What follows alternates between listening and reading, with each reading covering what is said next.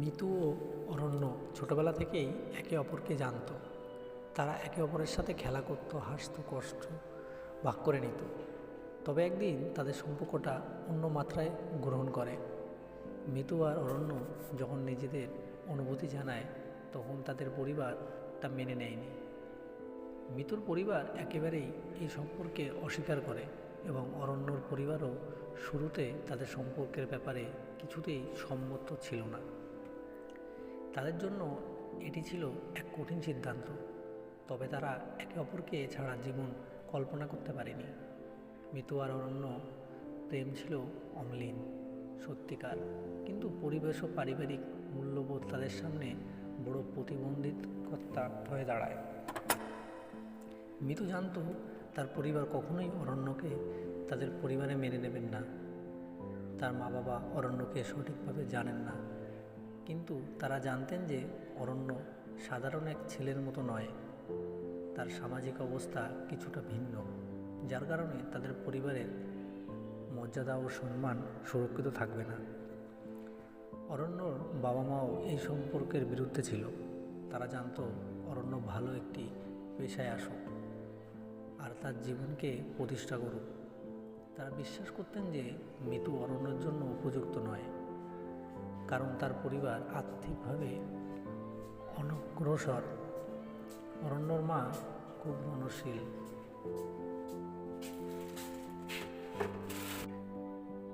অরণ্যর মা খুব রণশীল ছিলেন এবং বিশ্বাস করতেন অরণ্য তার জীবনসঙ্গী হিসাবে কাউকে নির্বাচিত করবে, যাকে সমাজে সম্মানিত হতে পারবে। এদিকে মিতু নিজেরও হতাশ হয়ে পড়েছিল। তার মনের মধ্যে এক ধরনের দ্বন্দ্ব ছিল। একদিকে তার ভালোবাসা আর অন্যদিকে পরিবারের প্রতি তার কর্তব্য। সে জানত তার মা বাবা তাকে যে পথ নিয়ে যেতে চেয়েছিলেন তা ছিল সমাজের চোখে সম্মানজনক, কিন্তু সে কি তা মেনে নেবে? তার হৃদয়ের গভীরে অরণ্য ছিল, আর সে জানত জীবনের সবচেয়ে মূল্যবান জিনিস হলো সত্যিকারের ভালোবাসা। একদিন মিতু একেবারে সিদ্ধান্ত নেন এটা তার জীবনের সবচেয়ে কঠিন পরীক্ষা হতে যাচ্ছে। সে তার পরিবারকে বোঝাতে চায়, কিন্তু জানে যে তারা কখনোই তাকে সমর্থন করবেন না। তাই সে সিদ্ধান্ত নেন অরণ্যর সাথে তার জীবন কাটানোর জন্য তাকে পরিবারের স্বীকৃতি ছাড়াই এগিয়ে যেতে হবে। সেই রাতে মিতু অরণ্যকে ফোন করে বলে, আমি জানি এটা খুব সহজ হবে না, কিন্তু আমাদের একে অপরকে পেতে হলে আমাদের সাহসী হতে হবে। আমি তোমার সঙ্গে থাকতে চাই, আর আমি জানি আমাদের ভালোবাসার শক্তি একদিন আমাদের জয়ী করবে। অরণ্য অনেক কিছু ভাবল, কিন্তু শেষে তার মনে হলো মিতু ছাড়া তার জীবন অসম্পূর্ণ। সে মিতুকে বলল, আমি তোমার সাথে চলতে রাজি।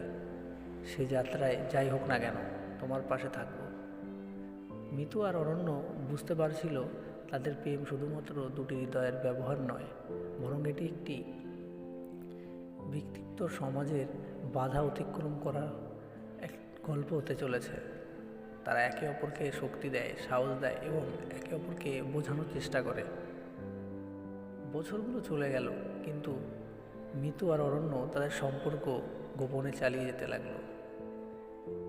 সমাজের চোখে তাদের সম্পর্ক ছিল এক অস্বীকৃত সত্য, কিন্তু সমাজের চোখে তাদের সম্পর্ক ছিল এক অস্বীকৃত সত্য। তারা একে অপরকে ভালোবাসার মাধ্যমে শক্তি পেত, কিন্তু পরিবার থেকে না পাওয়া ভালোবাসার অভাব তাদের উপর চাপ সৃষ্টি করত। তুমি যদি আমাকে বুঝতে পারো, তবে আমাদের ভালোবাসা, আমাদের সম্পর্ক শক্তিশালী হবে। তার মা তার চোখে জল নিয়ে বললেন, মিতু, আমি তোমাকে কখনোই কষ্ট দিতে চাইনি, তবে আমি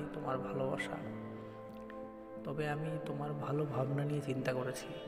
তোমার সম্পর্কটা সহজ নয়, কিন্তু আমি জানি তুমি যা ঠিক মনে করো সেটাই তোমার জন্য সেরা হবে। মিতু ও অরণ্য একে অপরকে শক্তি দিয়েছিল, আর তাদের সম্পর্ক অবশেষে মানুষের মনোভাব পরিবর্তন করতে শুরু করেছিল। অরণ্য তার কর্মজীবনে অনেক উন্নতি করেছে, আর মিতু তার পরিবারের জীবনের মান উন্নত করতে অনেক কাজ করেছে। একদিন অরণ্য ও মিতু পরিবারের সঙ্গে একত্রে বসে তাদের সম্পর্ক নিয়ে কথা বলেছিল। তবে এবার তারা বুঝতে পারে যে তাদের ভালোবাসা আর ত্যাগ অনেক কিছু পরিবর্তন করেছে।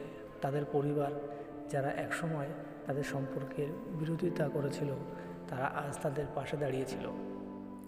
মিতু জানে এই যাত্রা অনেক কঠিন পথে তাকে যেতে হয়েছিল, কিন্তু সে যে পাঠ শিখিয়েছে তা ছিল অমূল্য প্রেমের শক্তি, বিশ্বাস ও সাহস।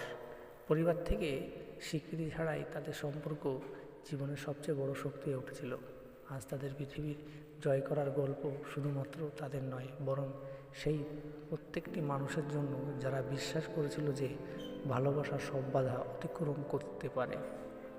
অরণ্য ও মিতু বুঝতে পারে তাদের সম্পর্কে কঠিন পথ তাদের মনের গভীরে অনেক কিছু শিখিয়ে দিয়েছে।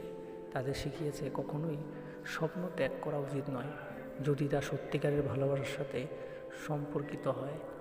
আজ তারা পৃথিবীকে জয় করেছে, তবে এই জয় শুধুমাত্র বাইরের নয়, অভ্যন্তরীণ শক্তির জয় ছিল, যা তাদের সম্পর্ককে আরও দৃঢ় ও সুন্দর করেছে।